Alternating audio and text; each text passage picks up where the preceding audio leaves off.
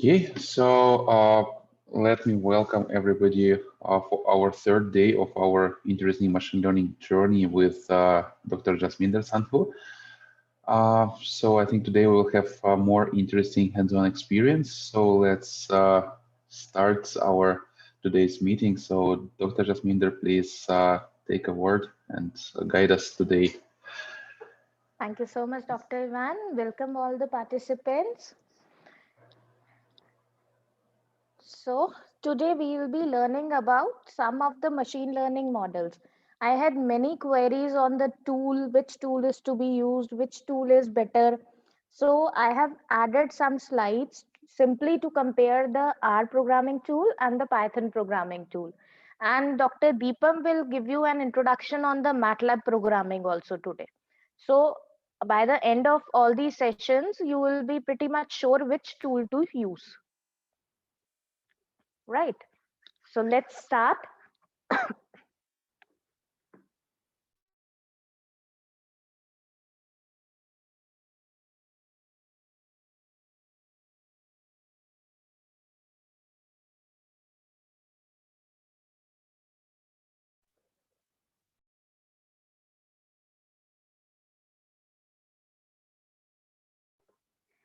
Dr. Ivan, I think Dr. Deepam has also joined Yes, I already promoted him.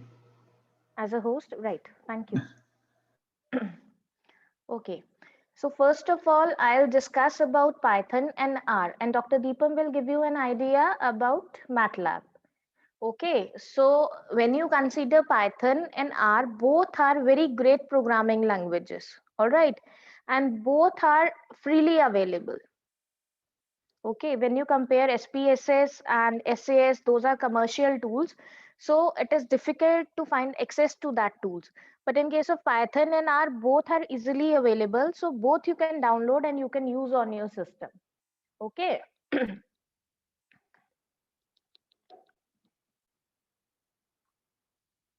Okay. Now what happens, why we should use R? Okay, whenever we are going with data manipulation, or we are going with the statistical analysis of data, or we want to easily implement the machine learning models, we preferably go with R. Why we use Python? Python is basically a tool which is used when we want to program in machine learning and when we want to launch the data product. Like it has support for web application also, so because of that connectivity we use Python. Okay, but you cannot say Python is good or R is good, both are equally good, right? Now generally what are the criterias when we choose a language? We generally see which all people or which all uh, colleagues are using which language, and in which case we can exchange the code. That is one criteria. Okay, then the net cost of learning. If you can go through the tutorials and you can learn yourself, then Python is good as well as R is good. But there is one thing, that Python is very easy for a startup. Even Python is easy because in Python you don't need to put the braces and everything. You simply need to write the code and you need to indent it properly. Okay, your sub module should be indented properly, right? But for basically what I have observed, the experts who are good in coding, they will prefer R only, right? Then, as I told you, who are the main users of Python? Python is type of production ready language. When you have implemented the machine learning model and you simply have to launch your model, right? In that cases, you generally use Python. Okay. But when you need to explore your data and get great data analysis, so people will prefer R. Right. There are many companies which are using R, like the healthcare industry is using, pharmaceutical companies are using, in academics we use R, in research we use R. So you can use R when you want to explore your data to a greater depth. Right. In Python, the advantage is that you can easily code, you can easily debug, simple indentation rules you have to follow. Okay. But in case of R, you have to write simple codes for performing statistical evaluations also. Okay. If you like have no coding experience, then R may be easy to learn. Right. Now, in Python, we have a perfect ecosystem. Okay. If you want to print something, like in case of C, C++, you need to take care of the semicolons, you need to proper take care of the end of a statement, you need to use the brackets. In Python, you don't need to do that. So if you see, if you go with the syntax, Python is comparatively very clear and elegant language. Okay. And in case of Python, you can use like Jupyter notebooks, you can use Anaconda, you can use, right? And in case, I'll tell you one more thing. In case of Python, we have less libraries as compared to R. Okay, R has more models, R has more libraries, and there is one more thing. When you need to add a new package in R, or you need to create your own package in R, in sorry, Python, it is comparatively difficult as compared to R. Okay. Now, R packages, where are the R packages stored? They are generally stored on CRAN. CRAN stands for Comprehensive R Archive Network. Okay, all the R packages are available on this site, right? And we have, if somebody is working in the field of bioinformatics, we have a bioconductor type of package. Okay, and you will get many functionalities in this package. And for web-based hosting, in case of R, you can do it. You will have that GitHub for that, right? Now, in case of Python is basically used for programming in machine learning and for scripting with the websites and all. In case of R, it can handle all the complex function. It can handle all the complex statistical test. See, I have shown you an interface yesterday, the R interface for Windows. We had so many statistical evaluation parameters in that, right? So the exploration of data is performed in a much better way in R. Okay, Python is easy for readability, as you don't have to use those semicolons, and you simply need to indent the text, as I told you. But in case if you are little bit experienced, if you have coding experience, R would be a better option. Okay. Then what are the advantages of using Python? The main advantage is when you need to deploy something on your website. Okay, you have prepared a machine learning model and you want to deploy it on the website, you want to launch it, so you can use Python. But when you want beautiful graphs and beautiful visualization and you want to explore your data to a much greater depth, go with R, right? And in case of R, both the things are provided. You have that command line interface also, and you have that perfect GUI also. You have that integrated environment also. Okay.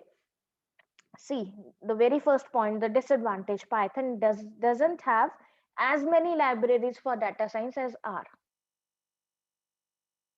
Okay. And when you go with the visualization in R is much better as compared to Python, right? So in case of Python and R, which tool will you prefer? That perfectly depends on which what exactly you want. Either you want software for deploying it, or launching a machine learning tool on the website, then go with Python. And if you're a little bit experienced and you want better visualization and better analysis of your data, then go with that.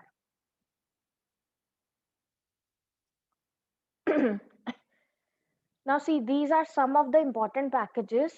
In Python, we use Cbon. It provides connectivity to Matplotlib also, and there are certain visualization libraries also. Fine. Now, there's one more point in this. When you have features, it is better to work with R. Okay, you will have many packages, many models in R. But when you are working with deep learning or NLP, then you can go with Python, right?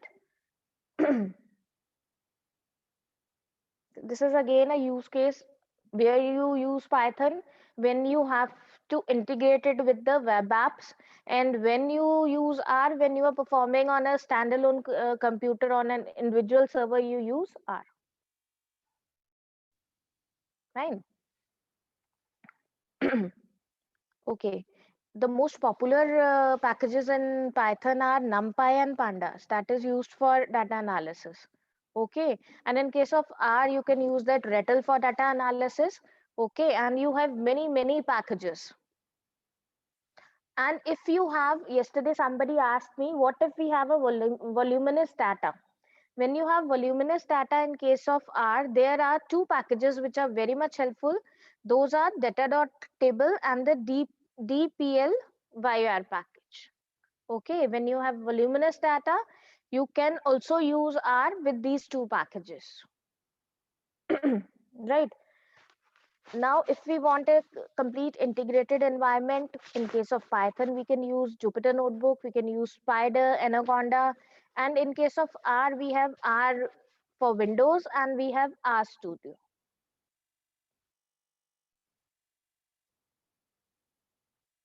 Okay, these are some of the important libraries and the packages which we are using.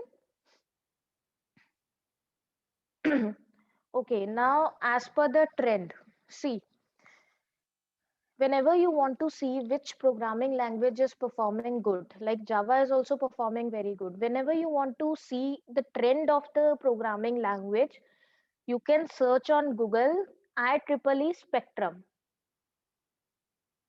Okay, IEEE Spectrum is that source which will show you the trend of all the programming languages being recently used nowadays.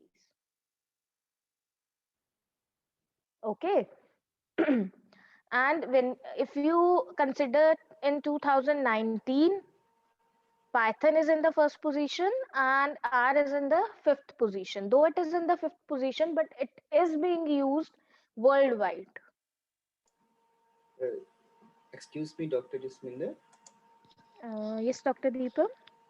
Yeah, one participant is requesting that can you please show the previous slide? The previous slide. Just 1 minute.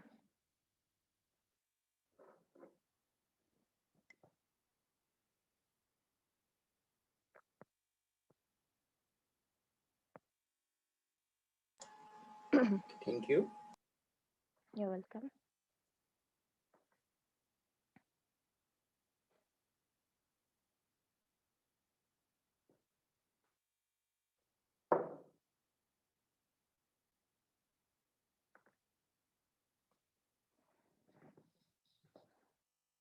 Okay.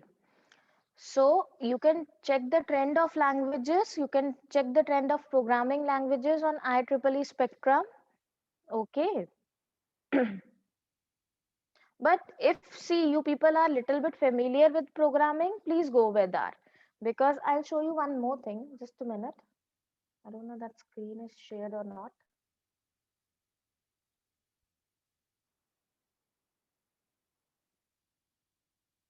Dr. Deepan, please have a look. My screen is shared. Yeah, your screen is shared. All right. Just have a look. Note down this website. Okay, we have top-epo.github.io and we have a carrot package in this. Okay, now see, we have so many machine learning models in this. Right, we have so many machine learning models. These all models are provided in R. Okay, I'll show you one variation also. See, if you want to check, suppose I want to see neural network. Now see, in case of neural network, we have so many variants of neural network. It is Bayesian regularized neural network, extreme learning machine. All these are different variants of neural network only. Okay, so it is R is very rich in packages. Okay, and there are some models which will only work with the regression data. There are some models which will only work with the classification data, and there are models which will work with both the classification and the regression data, and these models are known as dual use models. Okay, please note down this website, or either I'll paste it in the chat window.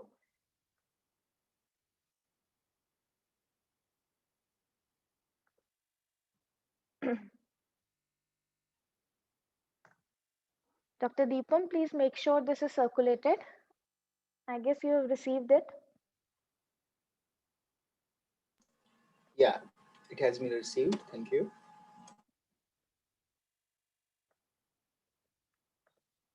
Okay, so the website I have shown you, that is the main website, and all the machine learning models have been mentioned there. Okay, so now I'll be taking up one model which is KNN. Okay, KNN is a supervised learning model. Now, what happens in supervised learning? I have already explained. I'll give the crux of these slides.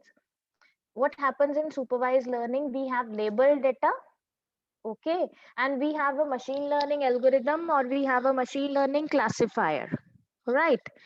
And whenever we give unlabeled data as input to the model, based upon the labeled data, it will predict the label. It will give us the required output. Okay, so the in case of supervised learning, we derive the mapping function from the patterns. Okay. Now, supervised learning is also of two types. I have already told you, when the data is continuous, it is regression. When we have categories, when we have classes, it is classification data. Okay. Now see, what happens in the case of classification. We have two input data. We have apples and we have pancakes. Whenever we give an unseen data or unlabeled data as input to the machine learning model, based upon the past training data, it will predict what type, to which class it belongs. Okay, that is classification. Now see, we have two problems in classification. We have binary classification and we have multi-class problems. Now what is binary classification? When we have just two classes, it is known as binary classification. And when we have more than two classes, it is multi-class classification. Okay. So now see, in the very first case, we have round objects and we have crosses. And there is a hyperplane. You can call it a hyperplane, or simply I'll take it as a line at this moment. There is a clear line which is separating these 2 points. Okay. There is no overlapping between the circle and the crosses.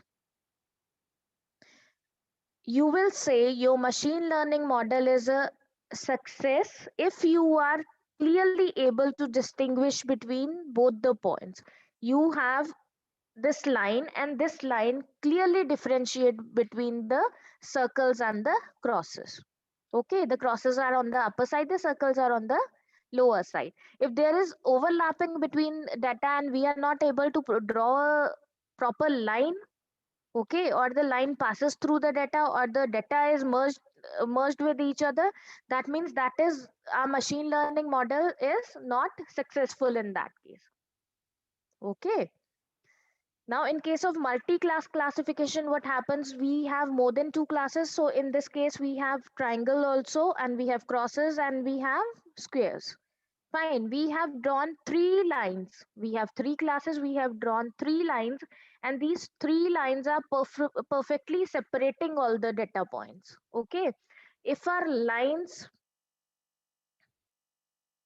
Yeah, we have many models and we have many classifiers which will help in creating the hyperplanes, which will help in creating these lines. Okay, we'll cover up all those things. Don't worry. Fine, Neelam will cover up all those things.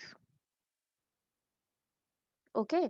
If we can draw a clear line which is able to distinguish between two data points, it is binary classification. If we can draw multiple lines which is able to distinguish between more than two classes, then it is multi-class classification. Okay.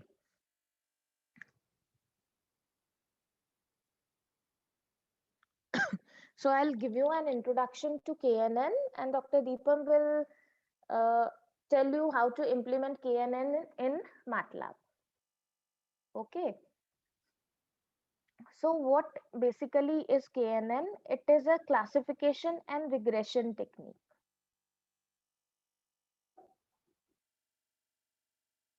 Okay. In this case, in case of KNN, the output depends upon the neighbors, the close neighbors. Okay, we'll take the voting from the close neighbors and the output will depend on the voting of all the close neighbors.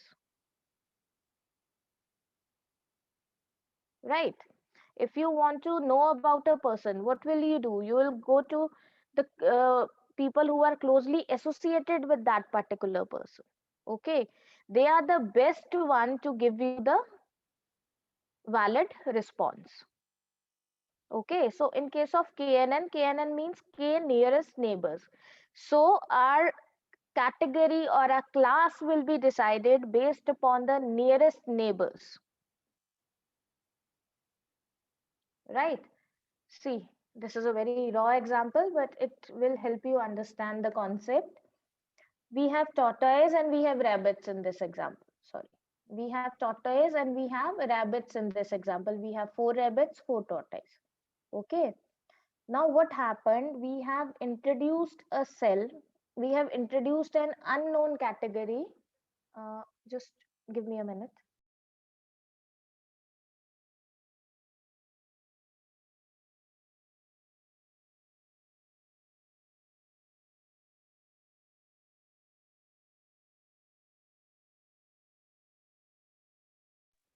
Now what we have done, we have added an unknown category in between. Okay, this question mark is an unknown category. Now we want to predict in which category it will lie. Either it would be a rabbit or it would be a tortoise. Okay, and what I said, when we are taking KNN, that means we are considering the nearest neighbor. We'll ask the neighbors, is this a tortoise or is this a rabbit? Okay, see. Now how to calculate K? How to calculate how many neighbors we'll ask?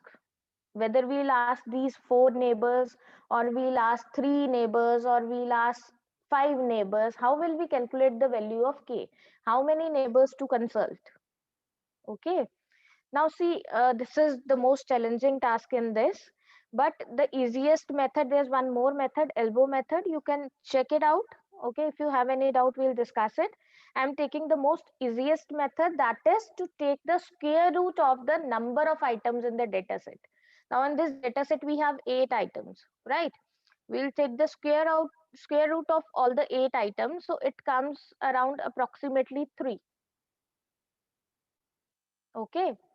So what we'll do, the nearest 3 neighbors will be consulted. Fine. Now in these 3 neighbors, 2 said it is a rabbit and 1 said it is a tortoise. So what we'll do, we'll take the voting. Majority voting we'll take. So that means this question mark is a rabbit. Right. So based upon the voting, we will choose the class. Okay.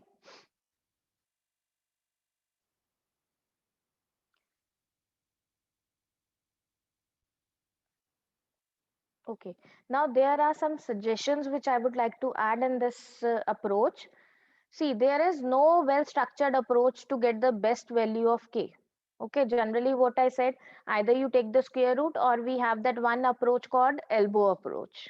Okay, then see, if we pick up the value of k as a very small value, so I mean that can influence your correctness of the result. See, if I say the value of k is 1 or the value of k is 2, what will happen? Either only one tortoise will come or only one rabbit will come. Obviously, it will fall in that category. If I keep it as 2, okay, what will happen? Either these two will come, two rabbits will come, it's okay. But what if one rabbit and one tortoise come? In which category it will form? Because both are in equal proportion, in which category it will form? It is difficult to decide. Okay, so we'll not keep the values as very small, and we'll not take very larger values because it will be expensive. We have to check many decision boundary points, so we'll not take too large values. Generally we can take the square root thing or the elbow method. And there's one more thing: whenever you will choose k, try to keep it an odd number. Try to make it as an odd number. Okay, to avoid confusion. As I said, if it is 2, what if we have one rabbit, one tortoise? If I take it as 4, what if I have two rabbits and two tortoise? I'll not come to know in which class it will fall. All right, so generally the value of k is kept as odd number to avoid any confusion. All right, fine. Now see, there is one distance measure which we can use to calculate the similarity between two data points. Okay, I am taking Euclidean distance. There are many more: Manhattan, okay, Minkowski, and Hamming distance also. Okay, I'll be covering one Euclidean distance, which is the most popular one. Okay, now see the fundamentals of Euclidean distance. I'll try to explain it with this example. See, now we have this table. We want to check whether Andrew will get the loan or not. The response will be yes or no. Okay, for predicting the response yes or no, we'll use the Euclidean distance formula, right?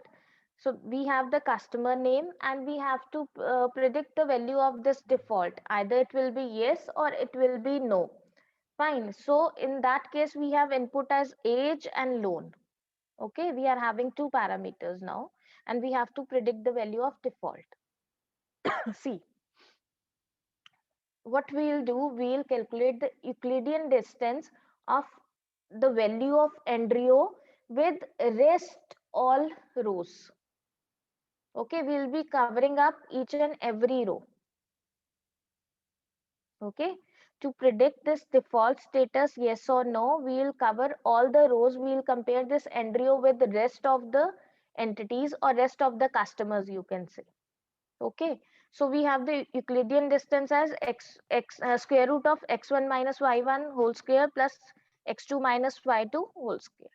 Okay, now what we'll do, the age value of Andrew minus the age value of John. We'll take square of this plus the loan value of Andrew minus the loan value of John. We'll take square of this, we'll compute it, and we'll take square root of the entire value, and we will get this value, the very first value. Okay, similarly we'll compute Euclidean distance for Smith also. We'll take 48 minus 35 square. Okay, 142,000 minus 60,000 square, and we'll take square root of the values, and we will compute Euclidean distance for all these points, right? Now, when we have to take k, I told you that generally either you will take count the number of entries, you will take square root, or you will take the elbow method, or it could be hit and trial also. Fine, I am using hit and trial and I'm keeping the value of k as 5.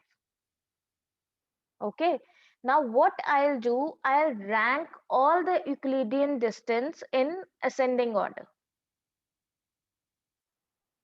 Okay, the lowest one will be at first rank.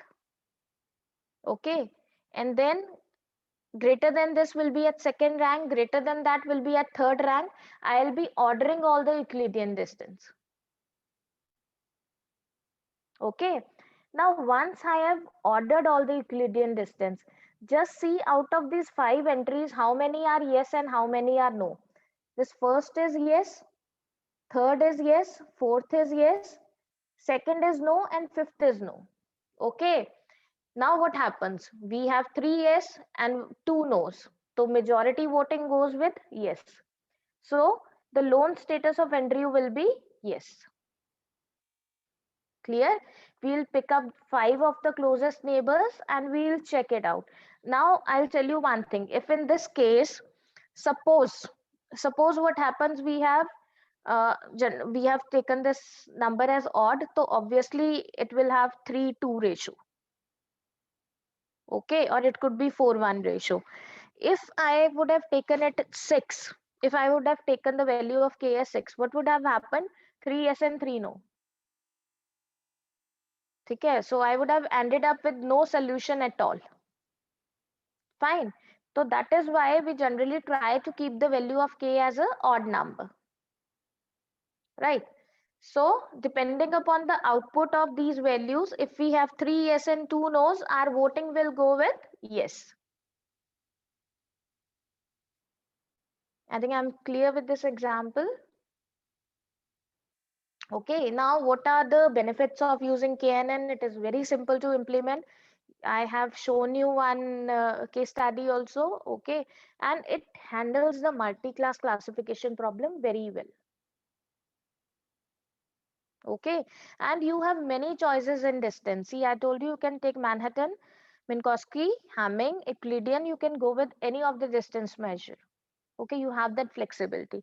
It depends upon which distance measure you are taking and what optimum result you are getting. Okay, now what is cumbersome in this approach is to select the value of k. Okay, and we have greater computational cost because we have to calculate the distance with each data point and we have to store it also. Okay, so this is the basis of KNN, the basic approach of KNN.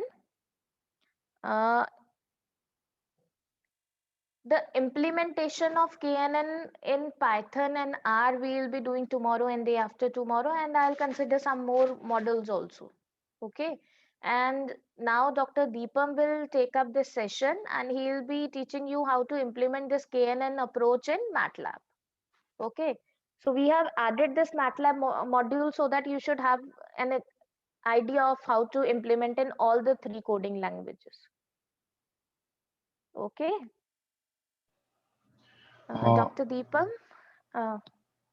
yes, Dr. Ivan? Yes, also I see that Himanshi Babar also raised a hand, so maybe he has a question. Yeah, Dr. Jasminder, there is one question that how hyperplane is created. Is there any criteria? See, I told you the hyperplane creation we'll be covering. So I think we'll be covering up that in SVM. That would be better. Yeah, sure. Himanshi dear, we'll be covering the hyperplane concept in SVM. Okay. Yeah, Ma'am, actually, excuse me. yeah. Sorry to Sure. interrupt. Hmm. Can I ask a question? Sure. Ma'am, actually, I have not understood how you have set the default value. No and yes. Please, can you explain me? I should explain it again. Yes, how you have set the default value, how we can predict like which are the how the default value is n and how the default value is y. How we can predict that? Okay, Himanshi, we have Himanshi Babba. You are from Chitkara University only, na? Yes, ma'am. Yes, Yeah, ma'am. right. Okay. See, we have this data set. Okay, we have trained our model using this data set. These all records are complete. Okay, now what we have done, we have given as input only just one record, which is embryo. Okay, and we want to predict the status of default. Fine. So this is our input data set. You remove this embryo record from this. This is our training data set. Okay, so we have default values for some of the records. We have the default yes or no for some of the records. Okay, that is our training data. What is embryo? We have simply given a new entry. Okay, now we have to decide, we have to predict what will be the default value. We have two classes, either it will be yes or it will be no. Okay, so the default answer will be yes or no, and that we have predicted with the help of KNN algorithm. Okay, from here, like John Smith, Alex, so these values like n, no, and yes, they are already there in the data set. Yeah, exactly. That is the training data. Okay, the embryo value was given as input. Now we need to predict what will be the default value for embryo. Will embryo get the loan or he will not get the loan? It is yes or no. Okay, that will be calculated by the Euclidean distance. Exactly. Okay, ma'am. Thank you so much. You're welcome, dear. Dr. Deepan? Yes. I request you to take over the session now. Okay. So yeah, I'll stop sharing. Thank you, Dr. Jasminder.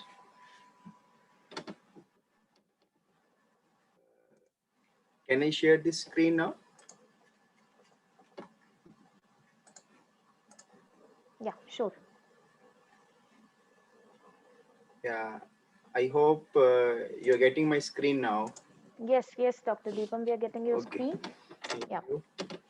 So a very good morning, good afternoon, good evening to all the participants.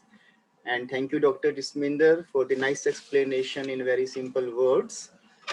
So in this session, we will discuss the implementation of KNN and SVM in Matlab software. So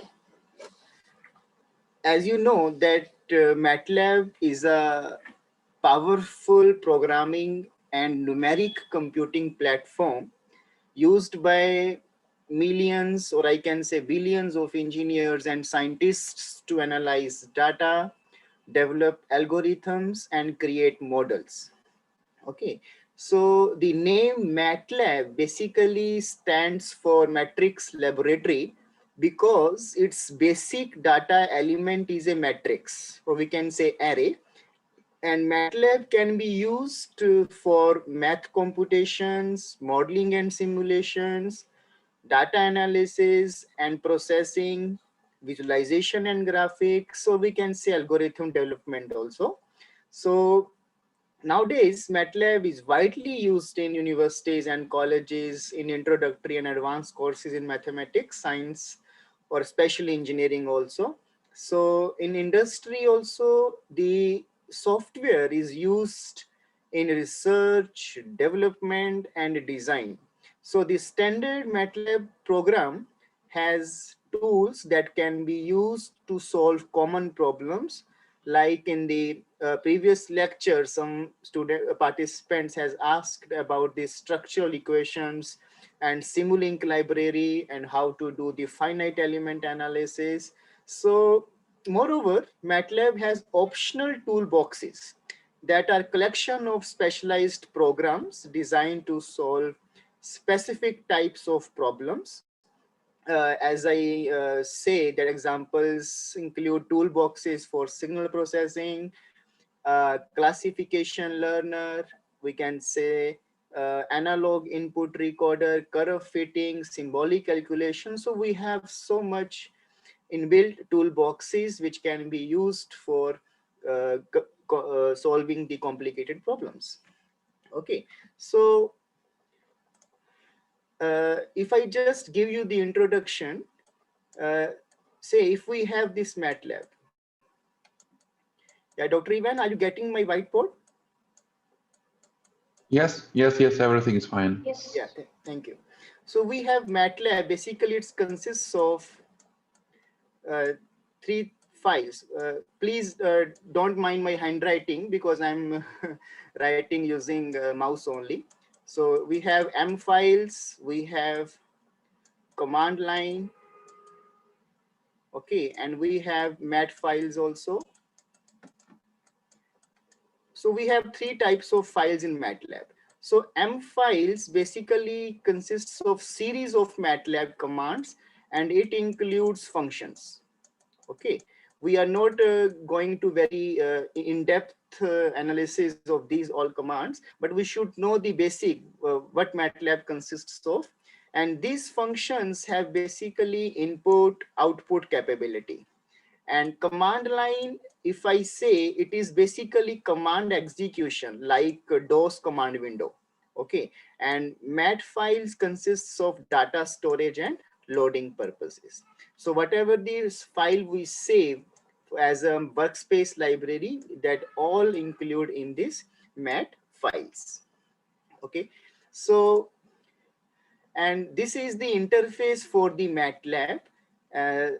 Just I am telling you the basics, that this is the current folder in which the current library is showing here. This is the workspace. Whatever the commands I will run, all the variables will automatically be stored in this workspace. And command window is basically just like I write A is equal to B. Okay, uh, b is equal to 3, and I just want to add these two numbers, a plus b is 5.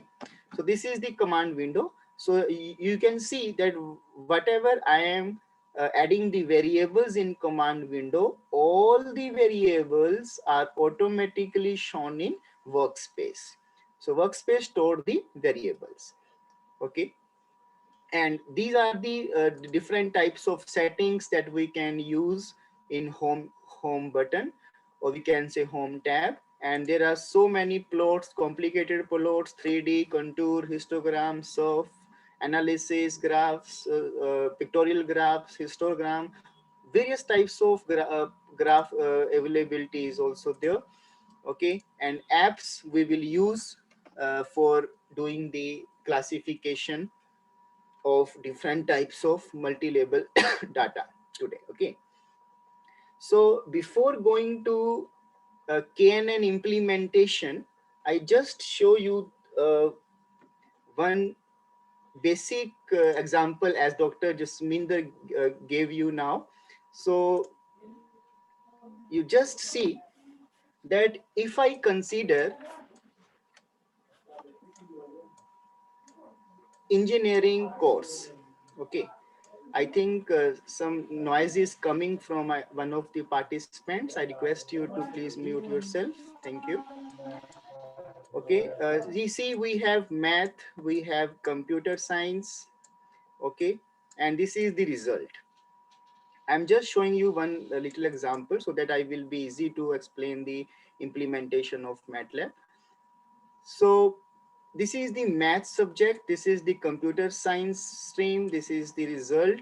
So as we know that nowadays result is announced in CGPA, SGPA. So in that way, we take 5 sets, 1, 2, 3, 4, 5. So first set is, we have 4, we have computer science 3 grade, result is fail.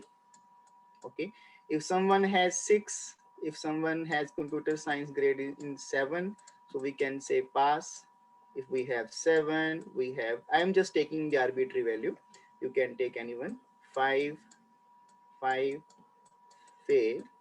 So we have 8, 8, and we have pass. Now query is 6 in math and 8 in computer sciences. Okay, so I just want to know that what is the status of this student. Okay, so as we just saw that how to calculate the Euclidean distance criteria with this to find the most appropriate result using KNN. Okay, so what we will do, first Euclidean distance is calculated.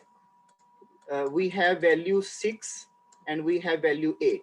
So we use this set for each 5 tuples, 1, 2, 3, 4 and 5. So we will calculate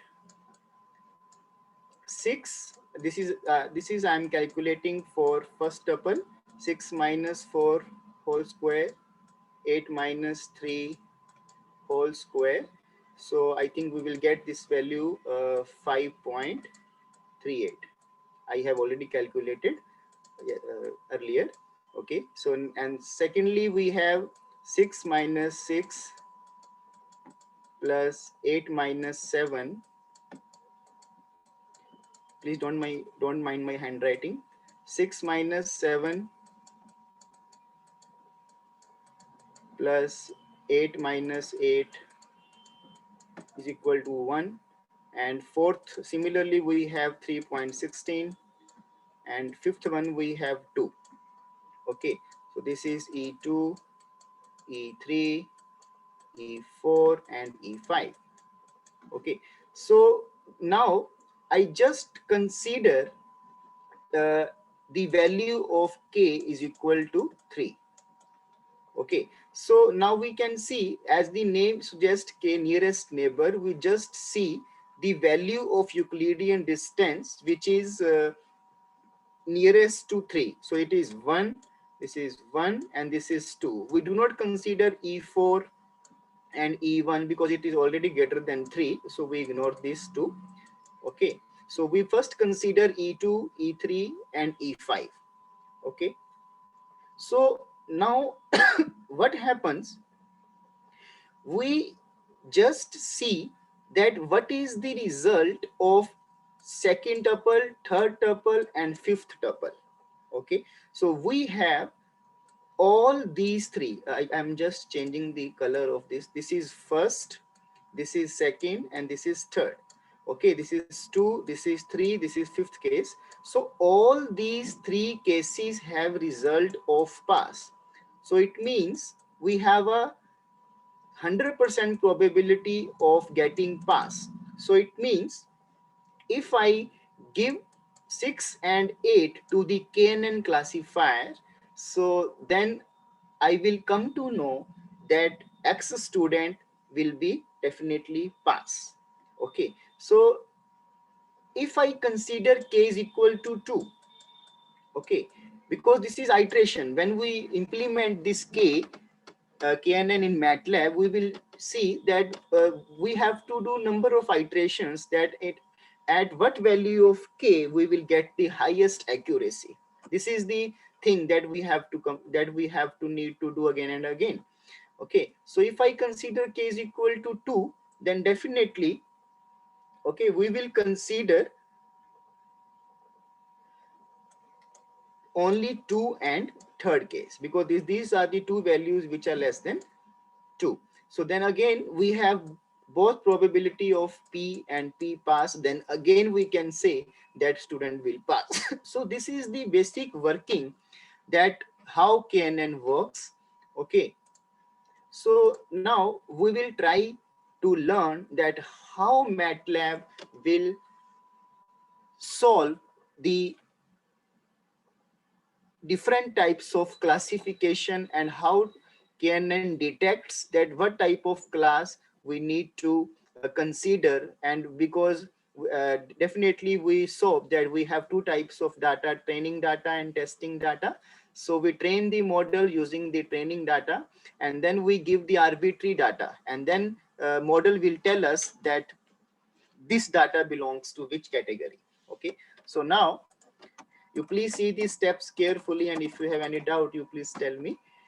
Okay, first of all, I am opening one Excel file which consists of multi-label data. I hope you are getting the Excel file.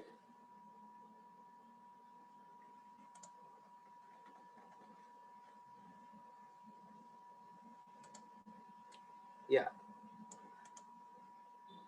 Okay, so now see, this is the data belongs to some mechanical field. This is basically data of rotating machinery, of bearings, rotating element particularly. So we calculated these different types of statistical parameters of the time domain data. Okay, so I calculated these 10 to 11 statistical parameters: RMS, standard deviation, kurtosis. I think you are very familiar with all these statistical parameters, which are used to signify the characteristics of a particular signals that we can obtain using the vibration accelerometer sensor. Okay, so this is the last category which belongs to the target or output. Okay, so you can see we have four types of category. This is for healthy bearing, this is for outer race defected bearing, this is for an inner race, this is for ball defect. So we have four types of category, and these are all our input data. Okay, so now we will apply this Excel sheet and this data to, we will import this data to Matlab, and we'll check that how KNN classify this type of data. Okay, so we will go to this type of tool. You please note down, we just go to the apps button and click on classification learner. Okay, I have just clicked, it's opening. Yeah, Dr. Ivan, are you getting this classification learner tool? Yes, yes. Yeah, thank you. So now I have opened this classification learner tool. So this window is asking that what type of file I want to import here. Okay, so it is just have two options, because sometimes when we are working in the Matlab, so some variables are already imported in the workspace. So we have two options: either we can import the data from workspace, and either we can import the data from our file which is placed in our system. Okay, so I just click on from file, and it is asking me that where your file is placed. So I just click on statistical parameter file. Now it's loading.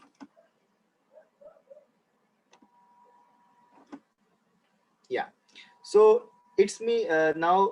It has imported the data, but before we imported this data to our tool, so remember this this step.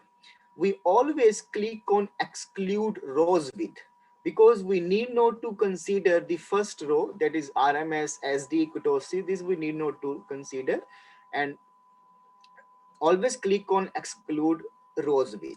So now click on import selection button. So now you can see it has imported all these input parameters. Okay, and here we have category. See, please see carefully. We have data set variable, that is the name of our file name, and it is telling me the it is matrix of 180 rows and 12 columns. As I told you that we have 11 predictors. 11 predictors we means input value, input data statistical parameters value, and last column we consist of class, that is healthy, outer race, inner race, ball defect. We have 4 classes. Okay, so we consider all these 11 predictors. Sometimes we want to check that which parameter has more effect. So sometimes for detailed iterations, we sometimes unclick the parameters as we want. But now in this case, we are considering the all one.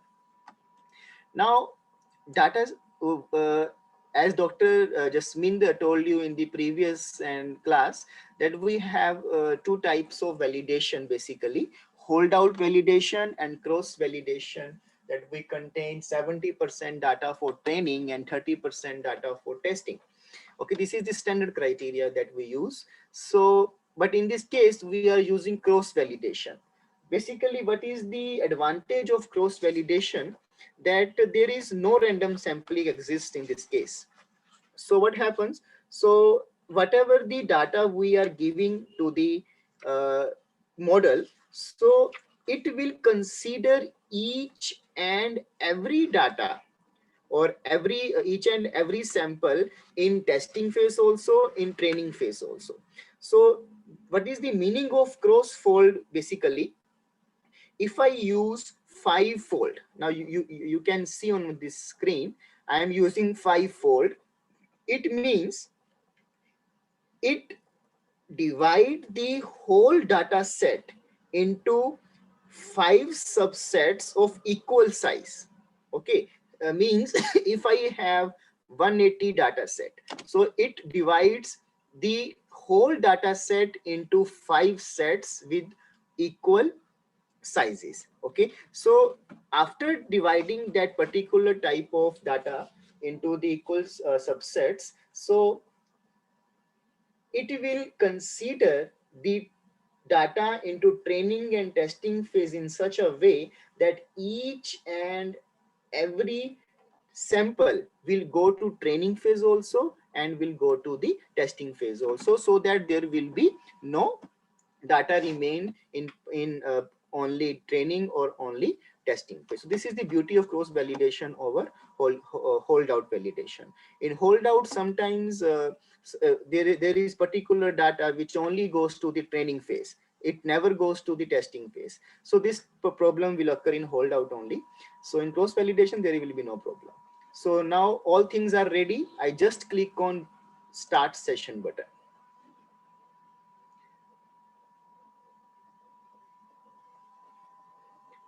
Yeah, it's working.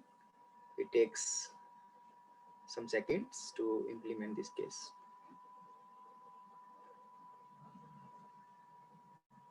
Yeah.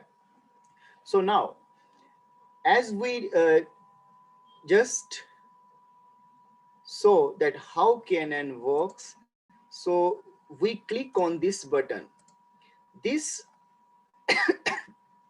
tool basically consists of different types of classifiers like decision tree, discriminant analysis, logistic regression, naive-based classifiers, spot vector machines, and nearest neighbor. In this session, we particularly focused on KNN and SVM basically. First, we are going to implement KNN only. So in KNN, we have different types of KNN. Okay, as you see, you are getting on your screen that we have fine KNN, we have medium KNN, we have coarse, cosine, cubic, weighted KNN. So we have different types of KNN classifiers. So actually what happens, so there is a difference between these classifiers based on 3 things. Okay, these are the very 3 important parameters which are generally used in KNN to differentiate the different category of classifiers. First, we have number of neighbors. Second, we have distance metric, and third, we have distance weight. Okay, so if I talk about fine KNN, we just consider value of k as 1. In medium, we consider value k is 10 generally. So there are different types of things that we can do. When you use this classifier, you will come to know that how we can vary the value of k here. Okay, so if I just click on fine KNN, okay, if I'm just click on fine KNN, so fine, you can see at the bottom left side bottom part, when I click on find KNN button, it automatically tells me number of neighbor is 1, distance metric is Euclidean, distance weight is equal. Okay, because sometimes because there are different types of data sets, so we give the equal weightage to all the neighboring parts. So now I have set this find KNN. So now we are ready with our classifier, and now just click on train button. Now you can see Matlab starts executing. Now you can see we have got 89.4% accuracy. Okay, so it means whatever the data we have given to KNN classifier, so it automatically categorize the data into testing and training phase. So whatever the result we are attaining, that it means that we have our model has properly trained with accuracy of 89.4%. But important thing is, you can note down these 4 parameters also. Accuracy is 89.4%. This is you just see my cursor. Total misclassification cost is 19. Prediction speed is this. Training time is just 4.13 seconds. Now, which thing we generally extract from the accuracy part of any model that we will see now? You just see this is the scatter plot. Okay, this is the prediction model, and you can change the statistical parameters from here also. You just see my cursor. If I choose on x-axis is SD, and this is, I just choose entropy, you can see this has been changed. Okay, so this type of things that we can do. Now, if I work on confusion matrix, this is the very important thing that we generally use in our research papers, in our thesis part. So this in generally, as the name suggests, confusion. So generally students confuse with this matrix, that how this matrix is being generated. Okay, so I will explain you that how confusion matrix is generated. Then we will see that how our KNN classify the results, because before that you must know what confusion matrix mainly means. We will consider one example.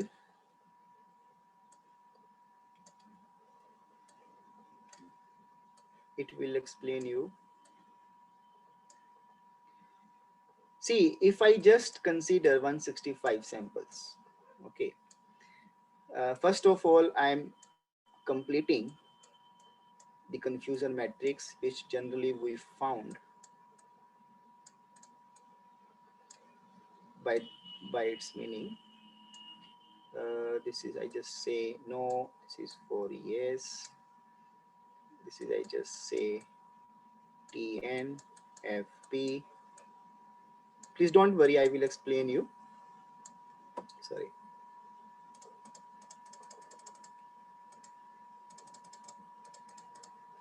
We just consider here only. No, yes, T, N, F, N, F, P, T, P. Okay, so now I just add the numbering also, so that it will be clear to you. I just write here 50, is 10, this is 5, this is 100, so it is total 60, and 100 plus 5 is 105. This is again 55, this is 110. So total sum is 165. Here is also 165. So now we should understand that how this confusion matrix is generated. So, and what TN, FP, FN, TP, what is the meaning of TN, FP, FN, and TP particularly here? Okay, because based on this TN, FP, FN, TP, we will calculate type 1 error, type 2 error, accuracy, error rate, precision, recall. So we have so much things. Okay, so please listen carefully, because it is little bit we can say confusion. So every line has a meaning in this particular contingency table or confusion matrix. I just take one example. We just take an example of patient and doctor. Okay, so this part we have actual. Actual means what is the real scenario, and this is called predicted. Predicted means what we have observed from particular thing. We can say experimental also. So now one patient goes to the doctor. Okay, one patient goes to the doctor, and doctor checked the patient and decided that patient has no disease. Okay, patient has no disease. Now see that how to prepare this matrix now. See, in this category, predicted, we have no, we have yes, we have actual, we have no, actually we have yes. So if I write TN, first letter belongs to actual, second letter belongs to predicted. Remember this thing. In all these four terms, TN, FP, F and TP, we have two letters. So first letter belongs to actual part, second part belongs to the predicted part. Okay, so if I am saying that the under the column of N, so right side definitely we have N, and under the column of Y we definitely have PP. N means negative, Y means positive, so PP we have. Question arises that how to write TFFT. This is the important part. Okay, second part is very simple, because it falls into the category of N, and second part is predicted, so we write N, and Y means yes, positive, PP. Now see, patient goes to doctor and doctor said no disease, so it means actual person has no disease, and doctor also predicted no disease, so it means this is true, so we add T. Okay, similarly, actually patient has disease, but doctor has predicted no, so this is false, so that's why we write here as F. Now if we goes to this part, so actually patient has no disease, but doctor predicted that patient has disease, so this is false, so that we have written false. Similarly, this is actually patient has disease, but doctor has also predicted patient has disease, so we have written T. So this is the thing that how we can prepare this type of confusion matrix. Based on this confusion matrix, we will determine 6 things. First, we have type 1 error. You may note down type 1 error. This you will definitely found in every research papers and whenever you implement the different types of learning models, as we will discuss tomorrow and day after tomorrow using R and Python, that will definitely contain these types of terms. So type 1 error means FP, false positive. Type 2 error means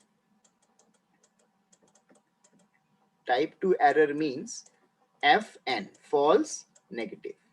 Okay, false negative. Okay, these are the two terms. Third term we have accuracy.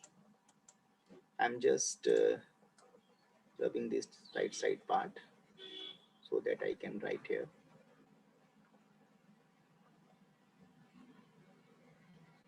Okay, yeah. So third we have accuracy. So accuracy can be calculated as true positive plus true negative upon total number of observations.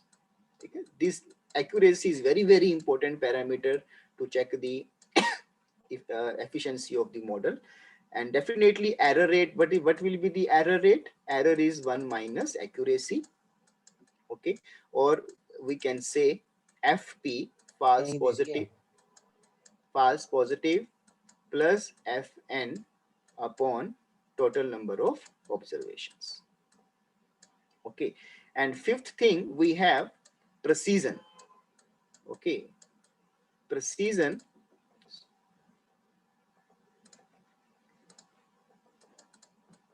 is true positive upon predicted yes.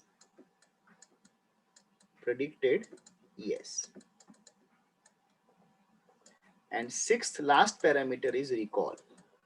There are so many parameters that you can search on Google, and whatever the thing you require during your experimentation, during when you're implementing this type of models, you will come to know there are so much parameters, F1 score, there are so many parameters. So now we are just considering these six, which are very important. So these are the six parameters which are generally used and calculated using this confusion matrix. So if I consider this example, so accuracy will Dr. be, Deepam, can you hear us? yeah. We are not getting your voice. Oh, from how much time? Yeah, on my end, I think it was pretty clear most of the time. I think all the time. My screen is not visible. No, screen is No, it's visible fine. and audible. Uh, Dr. Pratik, that from how much time I'm not audible? I think from last 1 minute when you started the whiteboard. Now it's Okay. audible. Okay. I'm just explain again one. Now it's this how this table has been generated. That time I was clear. Yes, it was clear. Okay. So now I just again repeat the parameters part. No problem. Thank you for intimating me. Okay. So first I was telling you that we have 6 types of parameters. Okay. First we have type 1 error. Type 1 error we means FP. Okay. FP. Second we have type 2. We have FN. Okay.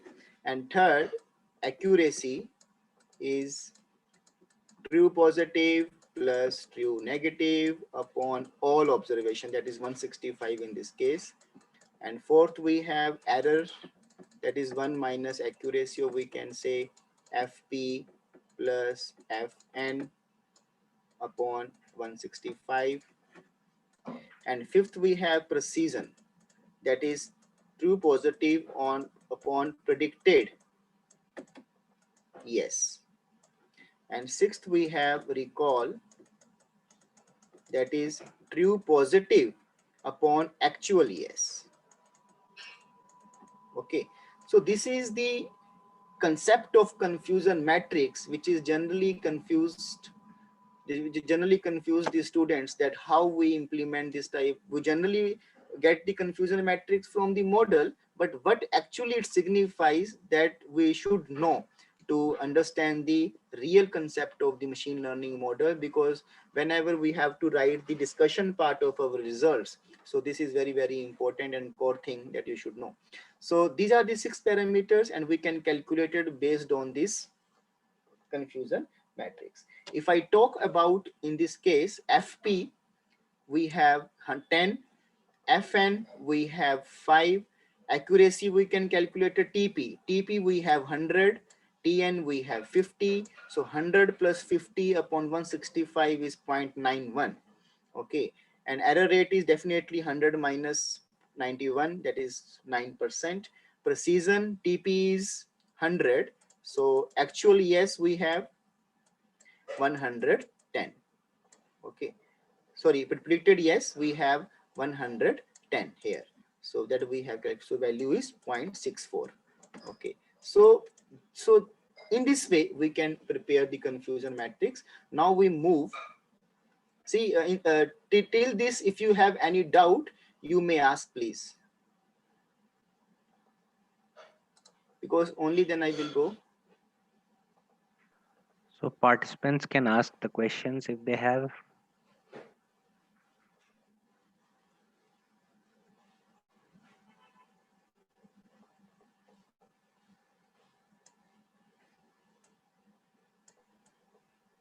Okay, so I think you are clear with confusion matrix now.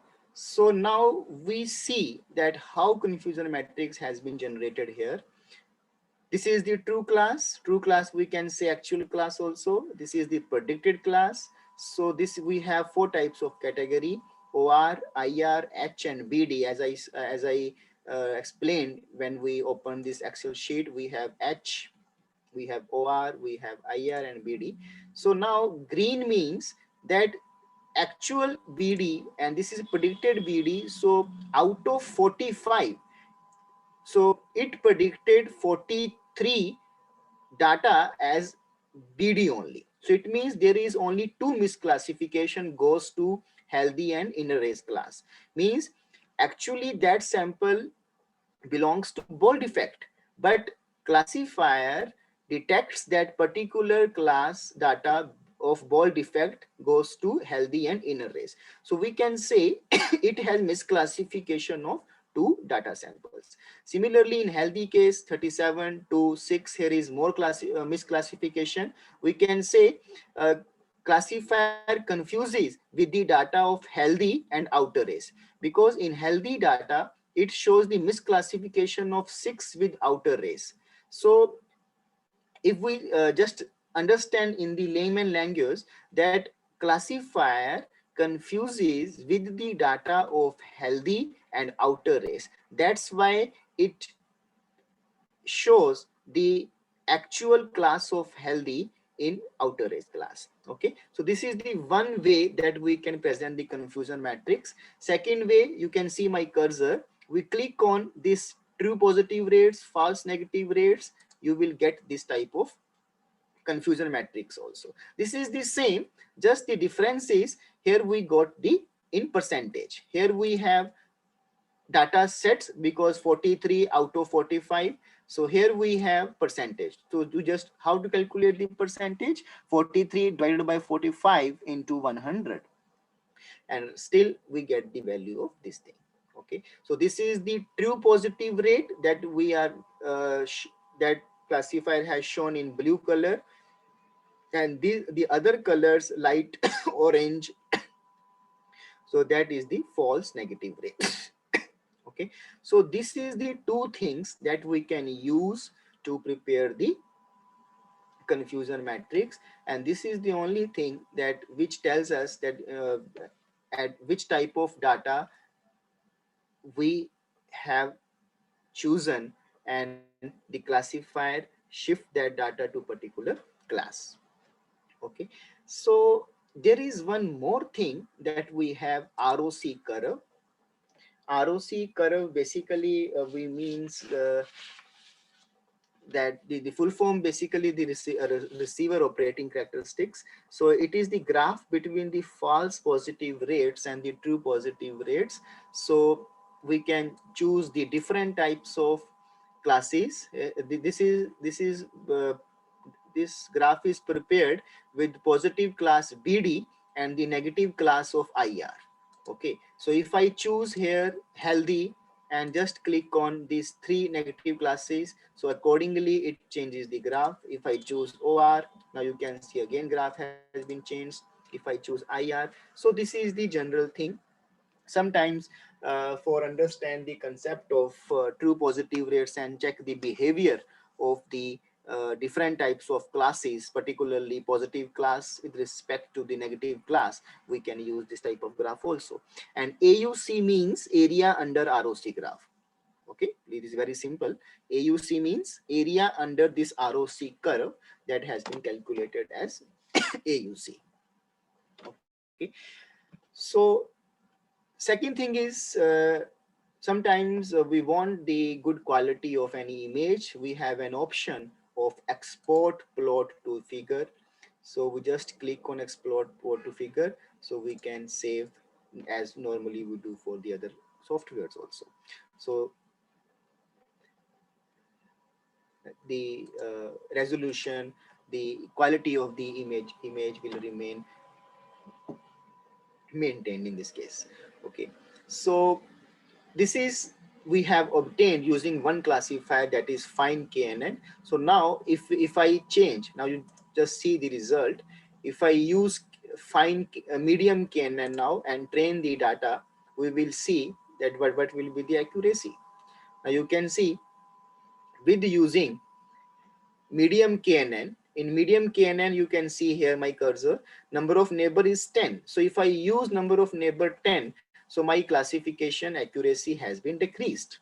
Okay, so that's why we have to do the number of iterations, because for different type of data, different type of classifier gives better results. Okay, so now if we use coarse KNN, in coarse KNN we have number of neighbor is equal to 100. So my classification accuracy has been significantly decreased. Okay, so it means we should not increase the number of nearest neighbors. So if I just click on cosine, so I just click on the trend button, you will see that my accuracy is still increased, because now I have decreased the number of neighbors. But difference is, of course, medium KNN also contains 10 neighbors, but difference of distance matrix, because there are different types of distance matrix: Euclidean, Mahalobians, Mahalatan, Hamming. We are different types of distance matrix. Based on that part, we can check our classification accuracy. So make sure whenever you apply the classifiers, you should have uh, patience, because it doesn't mean that you applied the model and you will get the desired accuracy you want as per your data.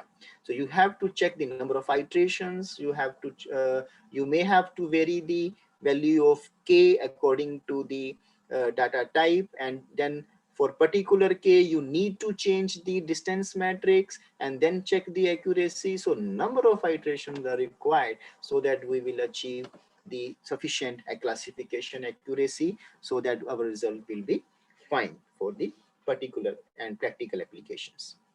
Okay, I hope you are clear with this KNN part.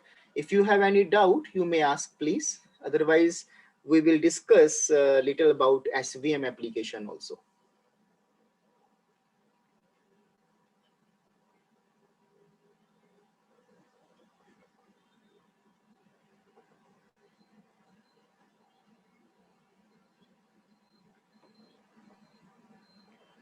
Dr. Deepam, would you like to have a break or you would like to continue? I think, Dr. Pratik, we should continue so that participants will be free by time. Okay. Yeah. Okay. I think there's no question, so you can move ahead. Okay, thank you. So second part that we can consider the application of SVM software, as we saw in this beginning of our session, little about that how SVM works. So I just make you explain little about the SVM. So we generally know that we have model, okay, and we give the training data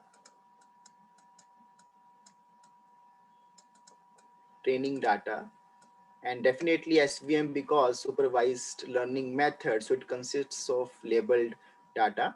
So this is the model. Okay, so we train the model with the training data, and I am considering the two types of labeled data, quadrilaterals or circles in this case. So based on this training data, model is trained and it gives some prediction. Okay, okay, and definitely prediction. So when I give some new data, that is called testing data, so we can check the efficiency of that model, we will get the output also. Okay, so now how SVM works, see, we have two types of data here. First, circles, and secondly we have quadrilaterals.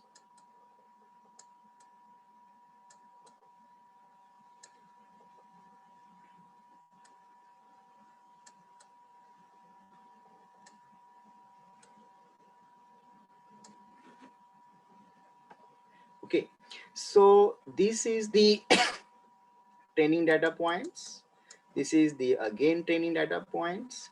So we have we drawn one hyperplane here. I just draw by these different lines. This is the hyperplane, as we saw earlier also. This is the hyperplane. So question is that this is hyperplane is a separating boundary that separates the two classes. So question is that how to draw these two lines. Okay, which two lines? I'm just making you sure here. We have to trace one circle point which is very much nearest to opponent class.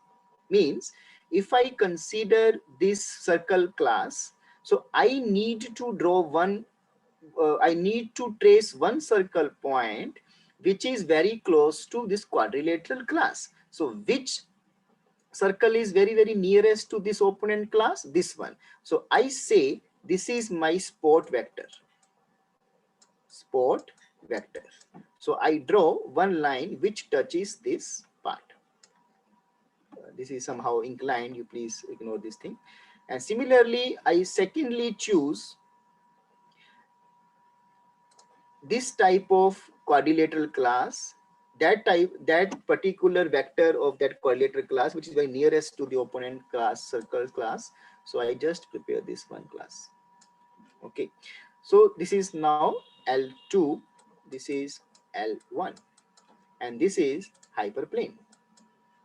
Okay, this is called D, this is distance 1, we can say this is D plus.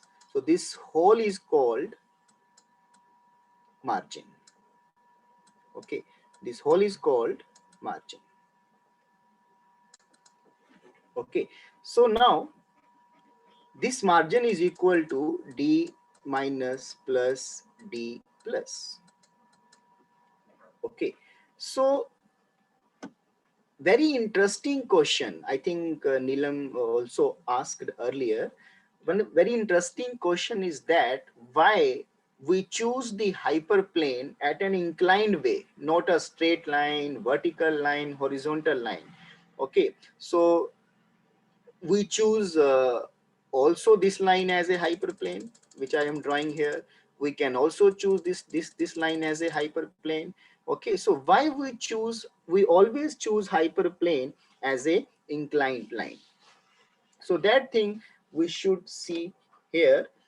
Actually, what happens if you prepare, before that I'm just show you two cases that will be make you more clear.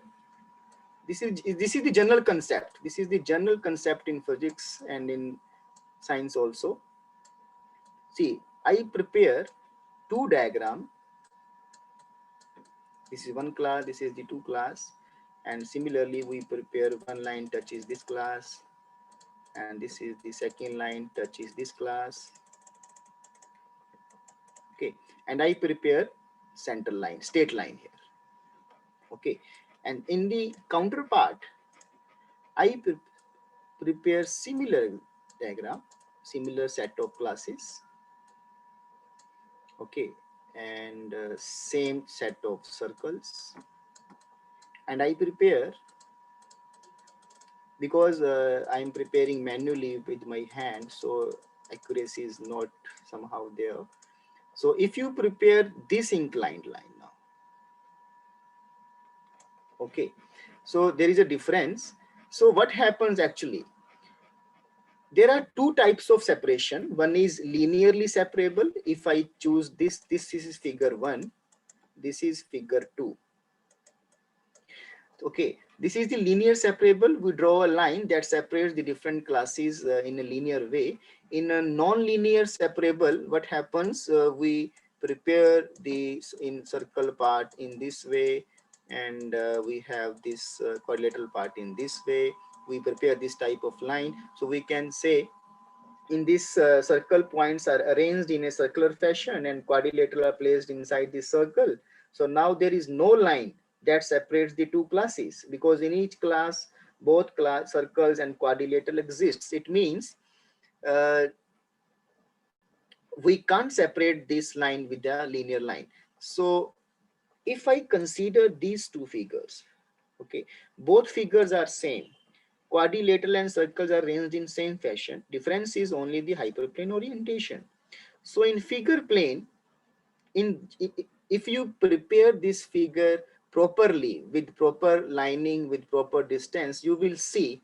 Do not consider this figure in this case now because I am drawing my hand and using mouse. So when we draw the linear hyperplane, this distance will always less. Remember this thing. This distance will always be less if you draw with the same fashion of circles and quadrilaterals and draw the inclined hyperplane. This margin should be more, and you will find definitely it will always be more. So that's why this is, and standardization process says, as per the concept of sport vector machines, margin should be maximum as possible. Okay, so that's why we always consider inclined hyperplane in sport vector machines that sorry, that will classify the two classes properly with a single hyperplane. Okay, so this is the concept of the SVM. Okay, so now we can implement the result using the SVM here. Okay, you can see, you just have to click. Now again, here we have number of SVM categories. We have linear SVM, we have quadratic, cubic, fine Gaussian, medium Gaussian, coarse Gaussian. Okay, so there are different types of SVM we have. Let me have a glass of water, please. Thank you.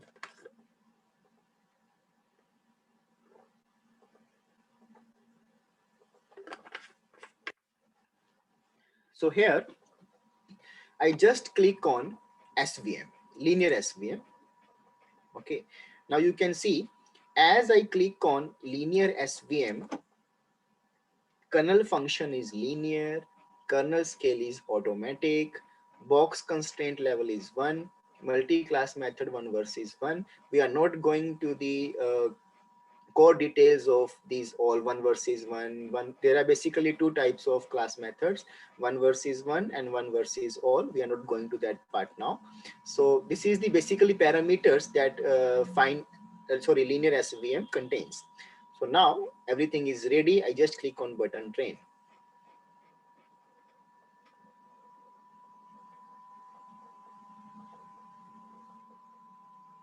Now you can see, with linear SVM, I got an accuracy of 78.3, and the training time that has taken is also 5.64, which is more than KNN part, that is only 4.13 seconds. Okay, so now if I choose quadratic SVM, then again we will see the result. Now you can see accuracy has been increased. If I again choose cubic SVM,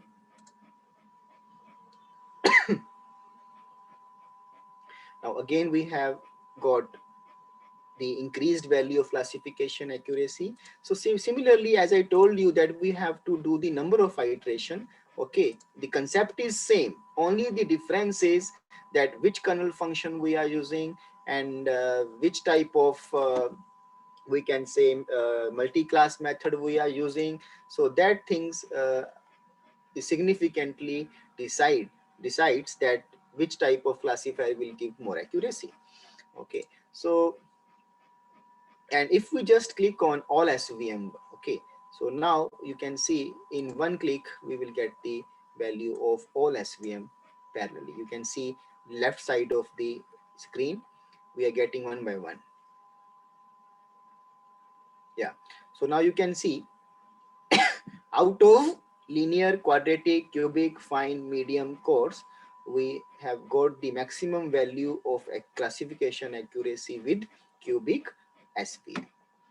Okay, so this is the thing that SVM works, and so generally we can say the if I compare these two classifiers technically and as far as a classification point of view, so key nearest neighbor classifier. So one thing we have remained with this part, that we just click on confusion matrix. Okay, so if we click on confusion matrix, concept is same, concept of confusion matrix same. So if we want to change know the number of observations, we can click here. We can click on true positive rates. Accordingly, we got the values in percentage also. So these things we can cover in this part.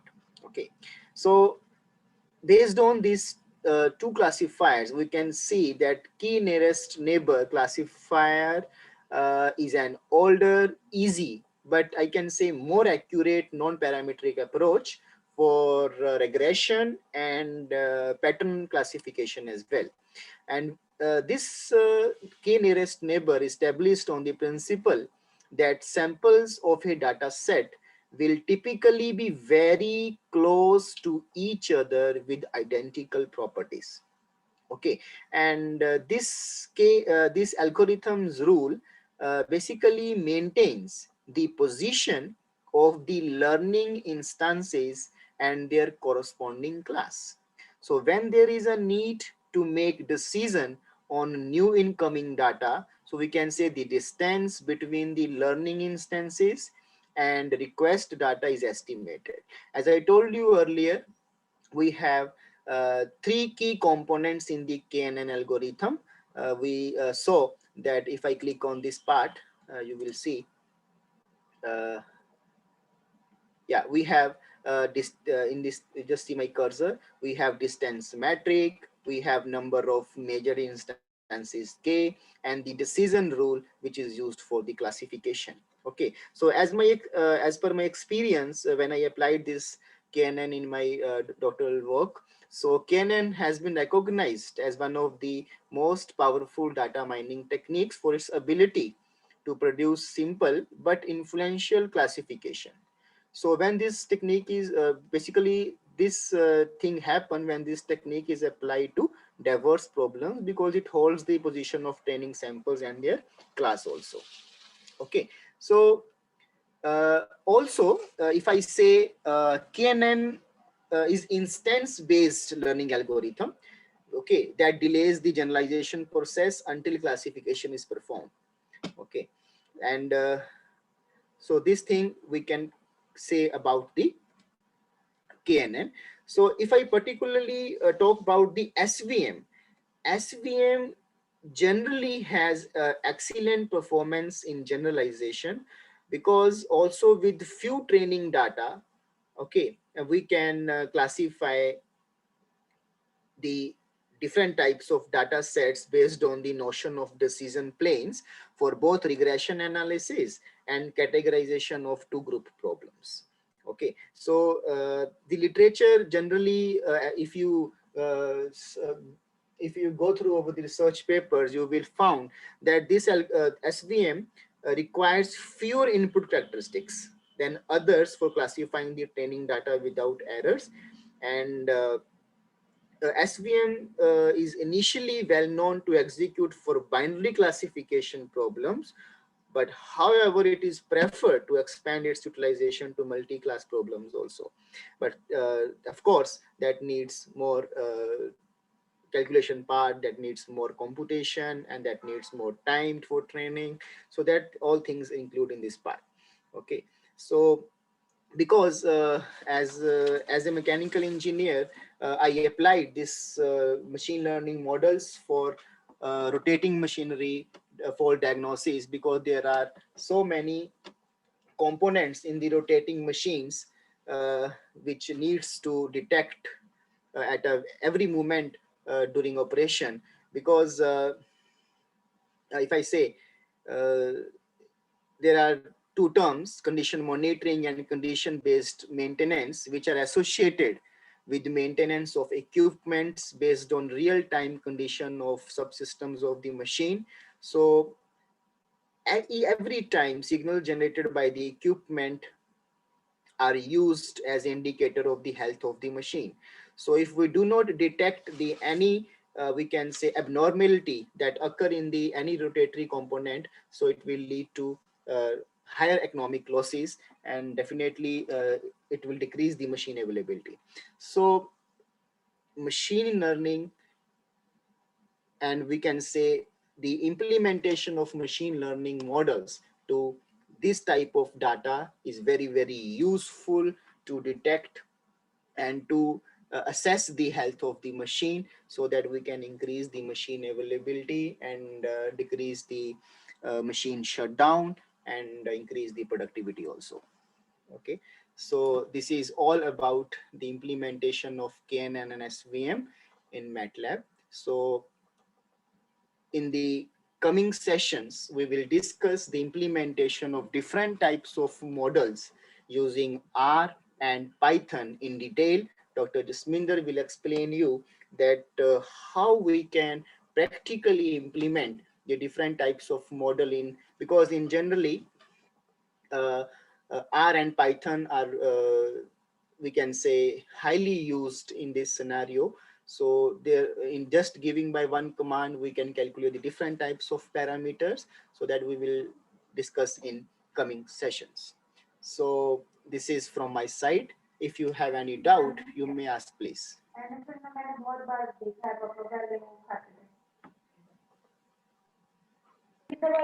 So participants can write their questions in the chat box.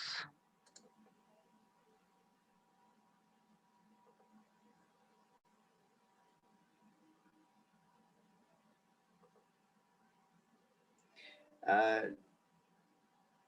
Dr. Pratik, Dr. Vishal has asked one question. It sent me privately that there is always question in Viva that you have directly used methods. What is your own research in our work? What should be the answer? Very interesting question, sir. And definitely this question is generally asked by all the, we can say, experts. But we can, sir, see the implementation of machine learning is not a novel part, but what type of, because machine learning consists of different types of things: data acquisition, data processing, feature selection, feature extraction, and then we have a classification and performance evaluation.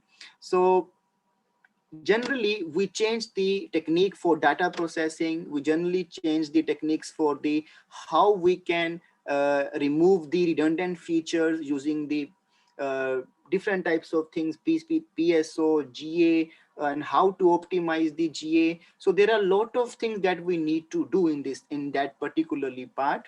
And of course, if I as far as machine learning models are concerned, so now generally the work which is going on, that we have to optimize the value of kernel functions also.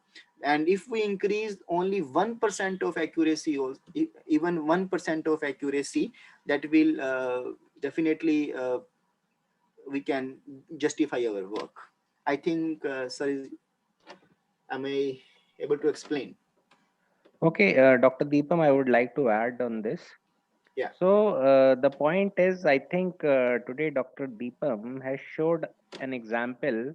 So how you can identify the quality of bearings through machine learning.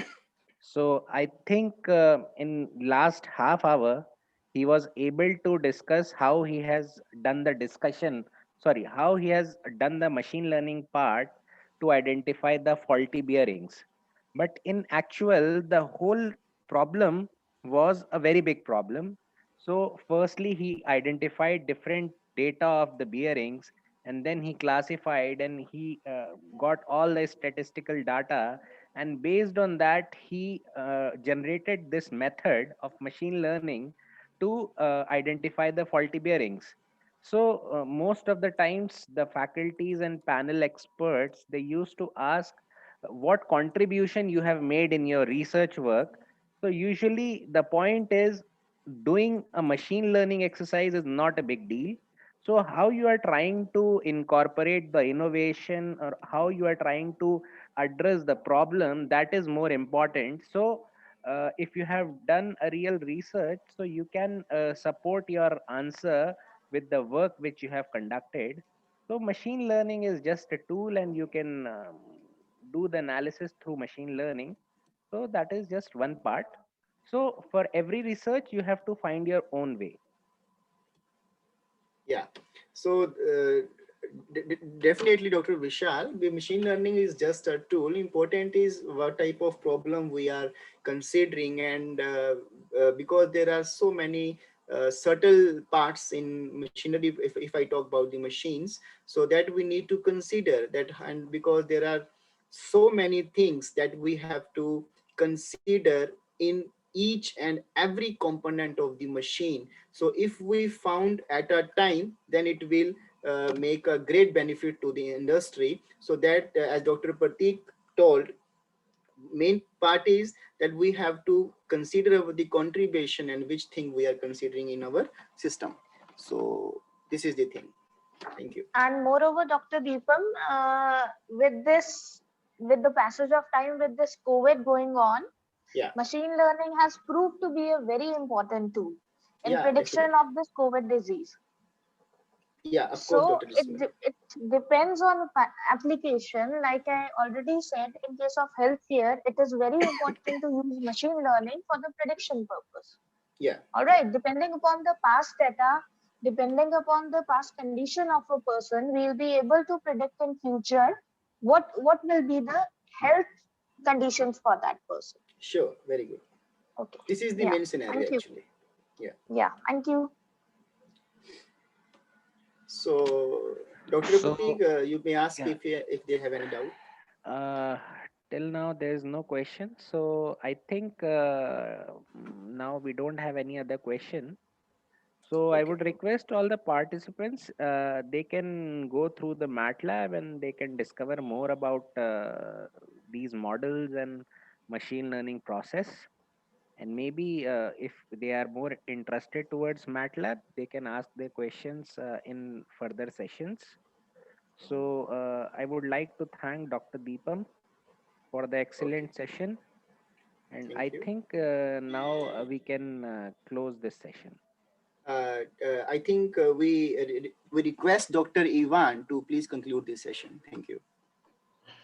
Okay, so yeah, thank you so much for this very interesting hands-on session because it was very valuable and provide a lot of practical experience. So now we not only know from Dr. Jasminder theoretically how to go and do things and which tools we can use, we also have a very interesting tour today through real applications and real usages of these or Dr. that Ivan, tools. Yes. Dr. Ivan, I'm really sorry to interrupt. There's a question. Oh, okay. Yeah, there's a question in the Huh? chat box. How to install RETL in the R window? Yeah, I think Dr. Jasminder, you can handle this query, please. Yeah. Yes. So what you will do, you will simply download the R Windows version and you will write there install.packages and in single quotes you will have to write RETL. Okay. Sorry, I forgot to tell you that yesterday. Whenever you are using R for window or you are using R Studio and you need to install a new package, simply write install.packages command and in single quotes mention RETL. Okay, or whichever other library you want to install. Suppose it is neural network, it is R part, you will have to use the same pattern, same syntax, install.packages and the library name. Okay, and the package name, and you will be able to install. And then to call this library, you will have to include that library. You will use the command library and in round brackets simply write RETL. Okay, and for the execution of in R window, you will have to write RETL followed by brackets that I have shown you yesterday. Okay, Mr. Shankar, I hope I'm clear.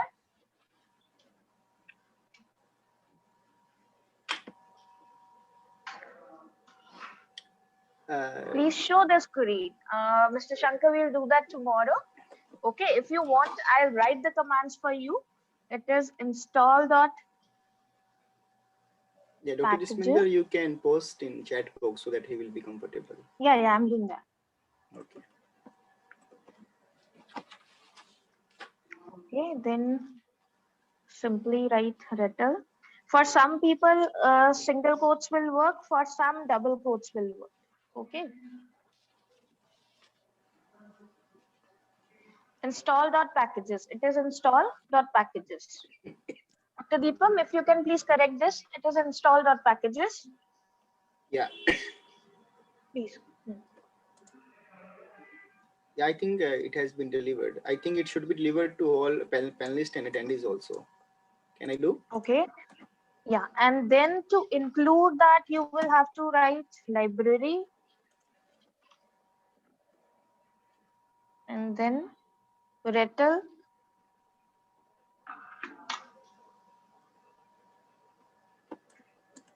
Deepam sir, install.packages. I missed that in dot.